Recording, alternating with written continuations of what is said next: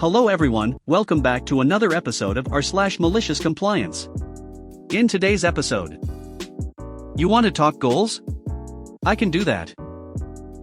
Can't take the class I want? Fine. Just give them the test? Okay then. Before we get started, make sure to subscribe so you will never miss a video. So let's get started. You want to talk goals? I can do that. Don't worry, MC comes at the end, but you have to know what led to it. It's worth the read. I worked in sales back during the Great Recession. During that time there were a ton of people looking for jobs and very few jobs to be had. Therefore, employers like mine often saw employees as expendable. Our shop was visited bi-weekly by the corporate officers. They would hold sales data meetings that showed comparisons between how each salesperson did. Not only was this super embarrassing for those who were struggling to get sales during the recession, but you could almost always predict who was getting canned that day by corporate. The store itself was run by some pretty cool people, but they too were under a lot of pressure to perform. We didn't get commission until we justified our minimum wage paycheck. If you didn't justify your paycheck, you had to be prepared for that private meeting with the corporate rep to get fired. Your justification was based on the commission rate of the item, so for example, if you sold a $700 item and it paid $14 commission, you just justified $14 of your pay. This, understandably, put the employees on edge and created a desperate and cutthroat environment. Oftentimes you would be seconds from closing a sale and another salesperson would claim you poached their client. I sold them this $1 accessory 2 weeks ago, therefore this $400 item is my sale. Sometimes clients would walk out due to the arguments this created. Anyway, I was a relative newbie that year, which worked in my favor. I didn't have existing bad blood with the other salespeople, even if they already saw me as competition. So I found a niche in the store, maintained the stock, and waited for the clients to come to me. I knew that clients could smell desperation on my colleagues and would decline help. So by the time they reached me, I just struck up a casual conversation. This worked really well. Most people were willing to work with me because I didn't pressure them to buy and I asked them about their day. I could tell the difference between browsers and buyers, but I treated both with courtesy. A browser could be a buyer tomorrow. So I started racking up sales this way. I also noticed that the company required each employee to sell 2 service plans a week. These were gravy and pure commission, or, in our case, justification. The problem was most salespeople would wait until closing the sale or ringing up to push these, by then the client was unlikely to be open to add-ons. I tried a different approach. I introduced browsers and buyers to our in-house repair person, who was a stand-up guy. I mentioned that no product was worth buying without the plan, so it was best to factor it in when shopping. This worked extremely well. I started selling 15 to 20 plans a week. This, of course, set off alarm bells with my coworkers. They would see client after client walk out with yellow service slips with my name on it. To them this would only make the bi-weekly meetings even harder. I completely understood this. Now, here is the thing. Could I have kept all of this for myself? Sure. But the workplace was so toxic, the commission was so minimal, and I felt so bad for these people who were just trying to survive that I started trying to build goodwill. It was the Great Recession after all. When my coworker was in a sales slump or had a bunch of sick days, I would ring some of my sales under them. They were often extremely grateful for this. I also started doing coffee runs for my department even though I was pretty broke. Over time, the toxicity waned and we began tag teaming sales. Soon other department members would do the coffee runs, and we had a much more relaxed atmosphere which helped keep clients comfortable and more willing to work with us. The store manager was thrilled with this. He started doing coffee runs as well and patted our department on the back as the yellow service plan slips began pouring in. However, all the while corporate kept showing up, asking for more and more. Even though we actually almost met the previous year's sales, pre-recession, there was the inevitable terror, January. Anyone who has worked in retail sales knows that January is when returns happen. This counted against your justification. To make matters worse, the economy tightened even more, leading to post-Christmas layoffs in other fields. So a huge wave of Christmas returns created a deluge of negative sales that just about destroyed everyone. Corporate held their first bi-weekly meeting of January and chastised us for not preserving the sales. However, we all knew that people who were coming to us with returns were straight up apologizing because they lost their jobs and every penny counted. Within days, 2 of our department members were canned and replaced with fresh-faced teenagers. Corporate also noted that coffee drinking on shift was unprofessional and that no more drink runs would be permitted. Even though we only did it when one of us was on break to get the coffee and the store was at or near empty. Within days, nearly all of the goodwill was completely undone. My coworkers were back to desperate sales tactics, fearful that they would get the axe next meeting. By this time I had managed to get a job with another company to get a few more hours on the side. I had worked for the first place for about a year at this point, and I saw that there was no changing the system they used to bully workers. So I asked my second job at night after the corporate meeting if they would be willing to put me on full-time. To my surprise, they agreed. Full-time work was extremely hard to find, with that I had my out. I went to my store manager the next day and gave my 2 weeks notice. He too was upset with how corporate basically steamrolled us, and he understood why I was leaving. Over the next 2 weeks I gave every single sale to my coworkers, knowing they needed it more than I did. I also divvied up my client list and any unfinished sales to my department members. Finally, this is where MC came in. 2 weeks went by and I was on my last day. It was also the corporate day-to-day. However, I had strategically asked for early enough hours to be able to clock out before the meeting. I hated those things. So I clocked out, handed my badge to the store manager and began walking to the exit. In comes the corporate big wig. He was early. He stops me and says, "Can I have a word with you in my office?" I shrugged and said sure. Now I was about dead sure he was going to try to lay me off for performance issues. According to my data, I had sold literally nothing in the last 2 weeks, because I had given it all away. However, I was already clocked out on this my last day, so it didn't concern me. He walks me into the reserved office for corporate visitors. Yes, they had that, and it is just as oppressive as it sounds, and pulls out my file for the previous year. He says you and I need to talk about goals with a giant grin. He walks me through my sales sheets. He notes that service plan sales shot up tenfold since I had arrived. That I was often in the top sales numbers in the store. He enthusiastically started his pitch. Picture this, you become the top regional salesperson. If you could sell 15 more service plans each week, you would beat even the New York branch, which has 4 times the volume. If you sold another $5,000 worth of product, which would be easy for you, you would be our top performer. Oh la la, a gold star. Thanks, coach. He then said, now that's our goals for you, tell me your goals for yourself. Now, when he said goals, he didn't actually mean my goals. He meant, how am I going to up the ante for them? How many service plans or sales numbers did I think I could hit? I, of course, had no interest in that. Would these new goals come with additional pay? I asked. Well, we can't increase your base rate, that's against company policy. However, if you sold 15 more service plans and $5,000 more product, think of the commission you would make. So what are your goals? Enter malicious compliance. My goal is to leave the company today. The look on his face went from enthusiasm to surprise to red rage, the kind of face he used at most bi-weekly meetings. You do understand that the job market is terrible right now. If you were to leave today, all of the great work you did for our company over the last year would be for nothing. We would never give you a recommendation, he said, barely containing his voice. This confirmed a few things. Not only was he out of touch that I was already quitting, he had no idea that I wasn't even an employee anymore as of 20 minutes before. I don't wish any ill will here, but you asked me what my goals are. Is it okay if I leave? He says, I will escort you out. So he storms with me toward the exit of the store. He turns to the store manager and demands give me his badge and split any remaining unfinished sales. He doesn't work for us anymore. To which my manager, confused, replied, I know, he already quit 2 weeks ago. He fished in his desk and handed the corporate officer my badge.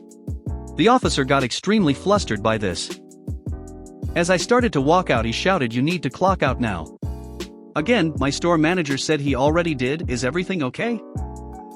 That's the last thing I heard from that corporate officer as I walked out the door and trotted to my car. It didn't wreck the company, they are still in business. Last I checked, not a single member of my team is still left there, and the store manager gave me plenty of good recommendations, though I doubt he is still there either. Either way, it did feel good to hit my goal.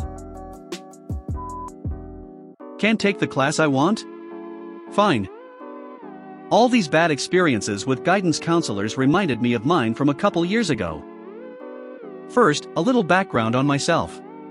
I'm a first-generation Mexican-American who speaks fluent Spanish. Both my parents understand English, but prefer that we speak Spanish at home, and I go back to visit my extended family in Mexico on a semi-frequent basis. My mom was a teacher in Mexico before I was born and made sure to teach us proper Spanish and everything. Towards the end of my junior year of high school, I was registering for classes for my first semester of senior year and decided to sign up for AP Spanish. I had taken French up until then and was decent at it, but had no intention of taking the AP French exam, so decided to sign up for AP Spanish to freshen up on things, reminder on where accent marks go and things like that, take the AP Spanish exam at the end of the semester for college credit, and then not have to worry about a cultural enrichment credit when I get to college. So I finish my schedule, submit it online and think nothing of it. A week goes by and I get called into the guidance counselor's office. She informs me that I can't take the AP Spanish class, since I had not taken the Spanish 1, Spanish 2 or Spanish 3 classes. I can either sign up for Spanish 1 or AP French. Spanish 1 made no sense since there is no way I would learn anything useful in that class, and I also was not going to be a senior sitting in a class with a whole bunch of freshmen. I know this last thing doesn't really matter, but it did for me at the time. As for AP French, I just had no intention/interest in taking it. Our conversation went roughly as follows. Me, well, I'm definitely not taking Spanish 1. Is there any way I can test into AP Spanish or something? Guidance counselor, well, you could theoretically test into it if you pass the Spanish 3 final exam, but I see that highly unlikely as you have never taken a single Spanish class. Me, okay, well sign me up for the Spanish 3 exam then. I think I should be okay. I'm fluent in Spanish and just want to take this class as a refresher. Guidance counselor, okay if you insist. You'll have to take it in the summer when all of our placement tests take place. Your options are July XX, or August XX. Me, oh actually, I am going to be in Mexico all summer with my family, literally speaking Spanish every day. Is there any other day I can take it? I'll literally take it right now if you have it. Guidance counselor, completely straight-faced, oh, well that's ironic. But no, those are your only options. If you can't test in, you can't take that class. Me, okay well do I need to take a foreign language class then? And do I need to take AP Spanish to take the AP Spanish college exam? Guidance counselor, you need to take 3 foreign language classes to graduate. And anybody can take the AP exam, but it is really difficult and you wouldn't be able to pass without the class. There is an oral and a written segment in the exam.